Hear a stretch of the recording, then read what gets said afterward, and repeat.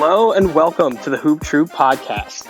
I am Matt O'Connor, and joining me, as they will on all of our episodes, are my cousin Luke Drobner and my brother Mike O'Connor.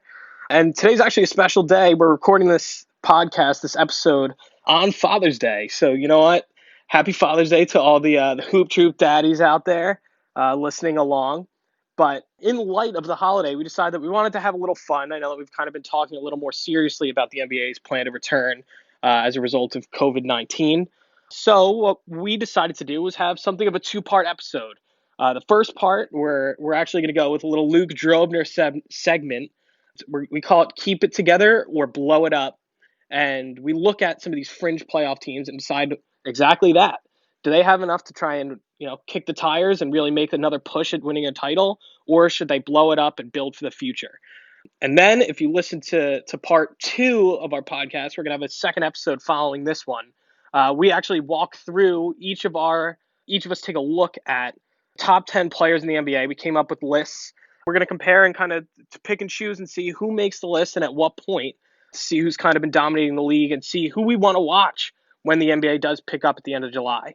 So stay tuned for this episode and obviously continue to listen on to the other one as well. So with that, Luke, I won't steal your thunder anymore. I'm going to hand this over to you.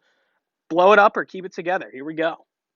So we got 6 teams, going to list them off, and I'll pass it off to you guys. So we're going to start here with the Wizards. Mike, you're the GM of the Wizards. You keeping it together or you blowing it up? My answer is a little wishy-washy, but I have keep it together at least until next year's deadline. I just think you've put so much money into John Wall, and he's come back to health.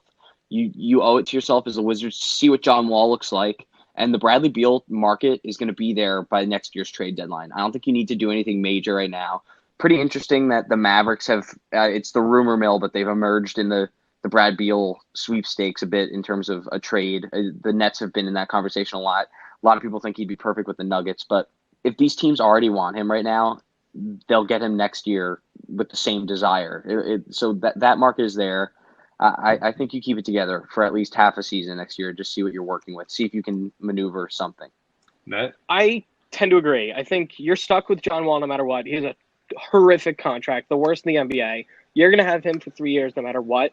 And you already sat on trading Brad Beal anyway. You might as well wait and see if they do work together again and try and at least build something to see if it can be a competitor. Personally, I think you bring back Bertans and you maybe get some other assets that might be tradable at the deadline. And you look and see. If the first half of the season is going well, then fine. Maybe you try and keep it together and do something, maybe add a third star. But my gut is telling me that a team of John Wall and Bradley Beal, whoever you throw with them, unless it's a true alpha star, is not going to win you anything. So I think you got to blow it the hell up. It's time. You're going to stink with John Wall for a while because you're not going to be able to trade him, but you get whatever assets and young players you can get. Just build to the future for Washington. Yeah, I think you should blow it up. I think you should blow it up right now. I think trading Bradley Beal and looking ahead for the future gives this team a direction. So I'm very big on having an identity both on the court and in the front office. So I think you trade Bradley Beal, and I think you do it right now. Luke, would you rather picks or if the Dinwiddie, Allen, LeVert, Nets trade was there? I want assets. I want picks. Mm-hmm. LeVert and Dinwiddie, I think, are a little too old for me. I definitely take Jarrett Allen though, and some future picks from the Nets. So we'll see what they can work out if the Wizards do decide to trade him. All right, we're gonna move on to the Trailblazers. Matt, Sweet. Are you gonna keep it together? Or are you gonna blow it up? I am going to keep it together, and I think this team's very similar because you can't really look at this season. This season was a wash. There were injuries. You had Nurkic out for a long time. You also had Dame out. I really think you can't use this as an example, but I do think that the window is getting smaller. So I think you don't necessarily blow it up. You keep Dame, and maybe you try and transit. Maybe you move CJ McCollum to try and bring in another star next to Dame or something like that to try and give him just a change of pace and maybe see if you can get something else to work. But for the love of God, they need like a wing, a 3 or 4 type player to guard the LeBrons, Kawhis, the Paul Georges, Giannis's, KDs, because they just don't have that right now, and they're getting pummeled. But this is a team that went to the Western Conference Final last year. They're good, and with a player like Dame, you absolutely have a shot, and I think it would be a mistake to let him go. Mike? This one's tough. I really like the Blazers a lot, but I think it's time to blow this one up. It does get tougher. We were kind of talking about them a lot in our last episode, and everyone's betting on them as the probable 8 seed for the Western Conference, and they were in the Western Conference final last year. They're a great team, so it feels weird to say blow it up, but something just doesn't feel like it's a winner. Matthew was saying that about the Wizards, like John Wall and Bradley Beal isn't going to win, no matter how good they are individually. Something doesn't feel right here to me, but I could be wrong.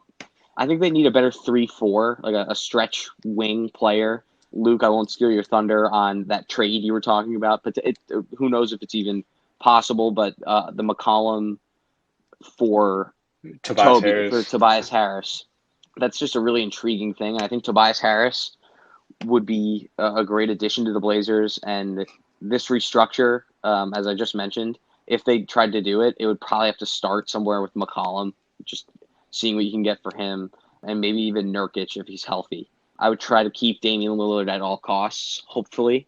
But there's interesting things for the Blazers that I think they could do. I'm a big fan of the trade for Kevin Love thing. Maybe you can get Kevin Love and keep McCollum and Dame, and then that could be a pretty strong team. Mm-hmm. Yeah, I wrote these notes down before the Tobias Harris CJ McCollum trade was brought to me. That was actually one of my friends that sent that to me. I don't know if he's listening, but shout out to Vikram.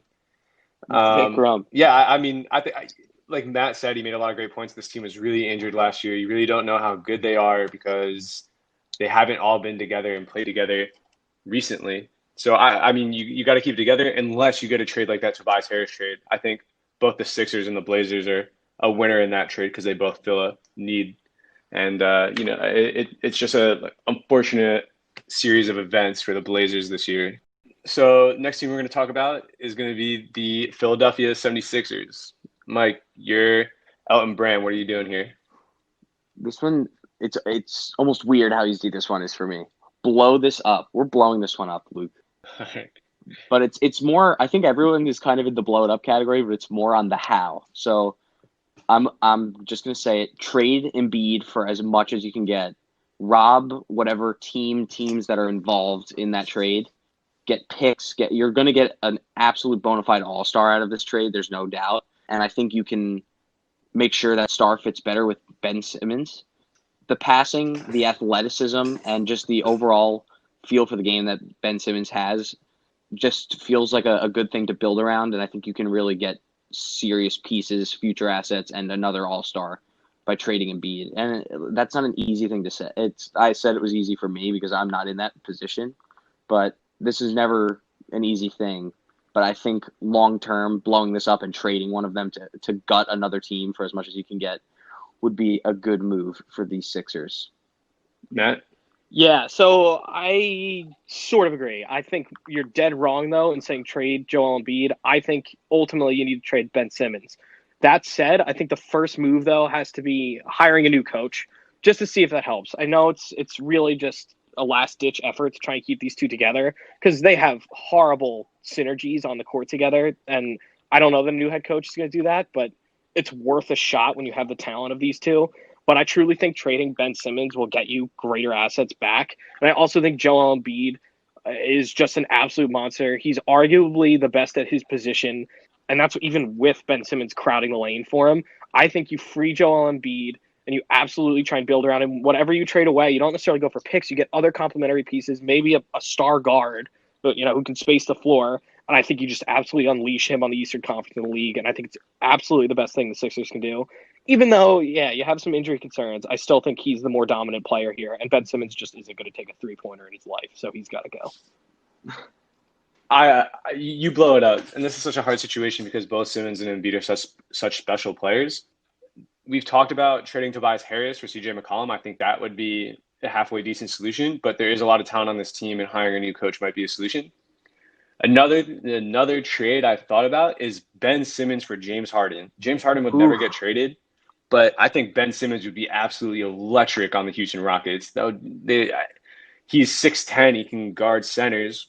So the Rockets don't want to play a center. Technically, Ben Simmons a point guard. They'd just be running around popping threes all day. It would be so exciting to watch, but that won't happen. And I mean, this team's just kind of stuck where they're so talented. You kind of have to get rid of some of that talent to make it happen. So, Wow, Luke, that is such an interesting trade. I had never really thought about it. And then you just mentioned something that I liked because it's definitely how I feel. They're just special basketball players. They're special the two of them, Embiid mhm. and Ben Simmons. And then there's the whole mess of Horford, and I won't get into it, but Yeah, they did need Horford, but so yeah. yeah, it's a tough one. So moving on to our next team, we're now the Brooklyn Nets.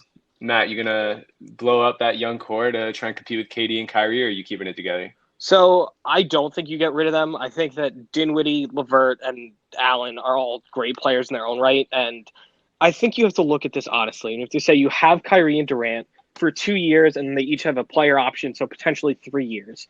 But there's no telling if they're going to stay beyond that point. There's no telling if Durant's going to come back and be the player he was, or 3 years from now, if he's even the player you want to re-sign and keep longer than you have him for now. Obviously, there is that thought that maybe go all in right now, but the problem is with these two, there's a chance you don't win with the other talent in the league. So I just think that you're better off keeping this core intact because they are great complementary pieces to these other two guys. And I think that realistically, it's a nice succession plan into the future. So you have whatever you get with Kyrie and Durant, and you let it ride, and then all of a sudden you hand the baton off to these three. And Brooklyn's going to be at least a playoff contender for the next, 10, 15 years? Like, it seems like a no-brainer to me to keep these guys here. And obviously, you're trying to win a championship, so if you can bring in someone fantastic, maybe it makes sense. But I just am not in that camp right now for the Nets. Mike? So the Nets, it's odd to have them on this list, but because they have two amazing stars, but it is interesting that they are in a situation where they need to make a decision. And I think the decision, this is just my opinion, has already been made, and it's been made by Durant and Kyrie. They want a third star there. They think that's their best chance at winning. And Luke, you even said it earlier with the Wizards. Dinwiddie and Levert are too old as it is at this point. Are they really the young core? Are they the young core that you're going to ride or die with when Durant needs to sit out, or that Kyrie and Durant, they both have kind of injury concerns. And after, if they leave, is this the core that you want to move with, or do you just do a win now, try to win with 3 stars by trading them? I think they'll probably go that route, is my opinion, but I mean, I don't know. I don't know. You have Dinwiddie's the only one where you could say maybe he's getting a little older because he's 27, but Levert's 25. Jared Allen, I think, is 20 or 21, 22. something like that. Yeah, Yeah. not So they are Jared super Allen young. not But included. I get exactly what you're saying. Like, I don't know. I just personally Yeah. think that they still have a good timeline. I think they're I great. think Dinwiddie's in his prime right now. Karis LeVert is reaching his prime, and if Karis LeVert didn't have all those injuries when he was younger, he'd be a much more valuable asset. Yep. I like Mike touched on it. I really think this decision has already been made by Kyrie and Kevin Durant. In my opinion, it was more of Kyrie. I really don't like Kyrie, and I want to hate on him. I think he's a little bit of a problem, and it kind of upsets me they fired Kenny Atkinson because Kyrie didn't really like him. I think Kenny Atkinson's a great coach, and I think it was wrong of them to fire. But Dinwiddie, like Matt said, Dinwiddie's 27, Levert's 25. So I mean, what are you really getting back for them? If they were 21 and 22, it would be a big difference. You'd be able to get a lot. So Right.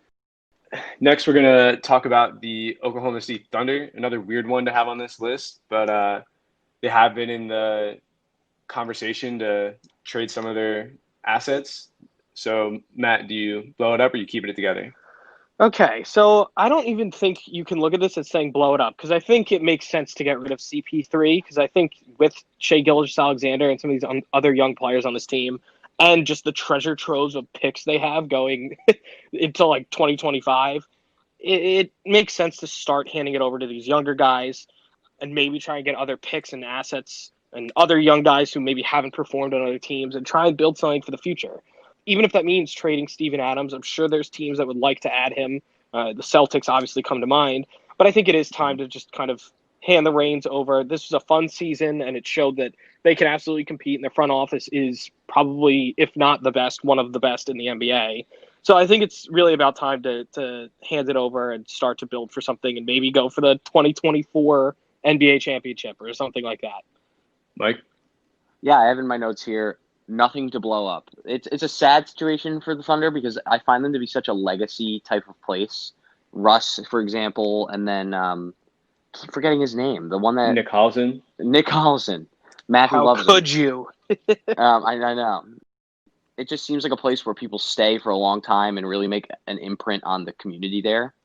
But I think this is one where it'll be smart to trade CP3. I think that's going to happen. For some reason, I think our Knicks are going to inherit him, which is crazy. Bring it on. And Steven Adams is, Matthew, you're the age guy. I want to guess he's like 26. He might even be younger than that. I think he's 25, but let me check. He's a bruiser. He's a damage. He'll do some damage on another team, and you'll get a decent amount for him. I think you'll probably want to do that, and then just keep SGA at all costs. And this Sam Presti front office has had experience with having 3 young stars before. With all these picks, they're going to wind up having a similar situation they had with Durant, Harden, and Russ, and I think they'll do it a little better this time. Or, try to keep something together a little bit longer this time around. Yeah. Steven Adams is actually 26, almost 27. So, I think Steven Adams would be a great fit on the Celtics. It's what do the Thunder get back in return? So, like we all said, it's kind of weird. There's not really much to blow up, and they're probably going to end up trading guys like CP3, Dennis Schroeder, Steven Adams. It really comes down to finding the right deal. They have all those picks already. I'm sure they're in no rush to trade any of these guys. It's kind of unfortunate they weren't able to move Gallinari this year because he was in the last year of his contract. But they have plenty to sell. They're so set up for the future. And I think we all mentioned Shai Gilgeous-Alexander, and we all know he's going to be a stud. So they're in a great situation, and the sky's the limit for them. Lastly, we're going to talk about the Houston Rockets, another weird one, a little bit more of a hot take here. So, Mike, are you going to blow it up or are you going to keep it together? Yeah, this one's pretty nuanced. No need to blow this up is what I have in my notes. We don't need to blow this up. We don't need to panic yet. The Rockets are not in panic mode. They're trying small ball. We'll see how it works in whatever version of this postseason we're about to see. But I do think moving forward, they're probably going to have to clear everything out besides their 2-headed monster of Russ and James Harden. I think you need to just decide to trade Eric Gordon, Tuckwagon, all of those assets. Look at the Lakers, for example. Like, listen, it's LeBron and Anthony Davis. I get it. But Harden and Russ are right there in terms of top players in the league. That Lakers team is a bunch of vet minimums and randos, to be honest. So I think if I were the Rockets front office, I would be trying to construct, even though they've been doing small ball, let's assume D'Antoni's done after this season. Let's assume, which is sad because I like him. But I would say let's go back to a normal style of play. Don't do the small ball and just try like a vet minimum team with Harden and Russ and see what you can do. Shooters, but vet minimum team. Matt? Yeah, so I think this is an interesting hybrid of what I was talking about with the Wizards and the 76ers. I think you need to start with a new head coach and see if you can make this work. Because obviously you did just hemorrhage so much to trade Chris Paul to bring in Russell Westbrook. You pretty much got rid of your entire future of draft picks to make that happen. So you have to give it more than just one season, and I think you should. That said, if it's not looking better by the midpoint of next season, I think you have to start looking at Harden trade options. And I know it does sound crazy because how do you trade James Harden in his prime?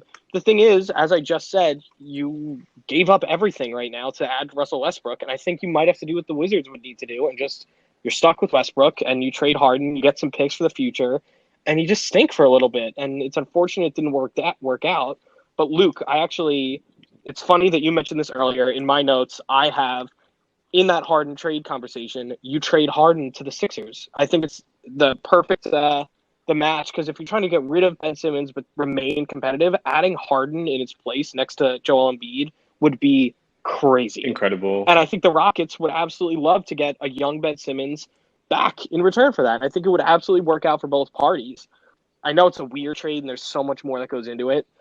And obviously, if that can't work, I still think that there's something else you need to do with Harden and move him elsewhere. But I do. I think at some point you have to call a spade and try and just do some damage control and bring back some of the picks that you gave up.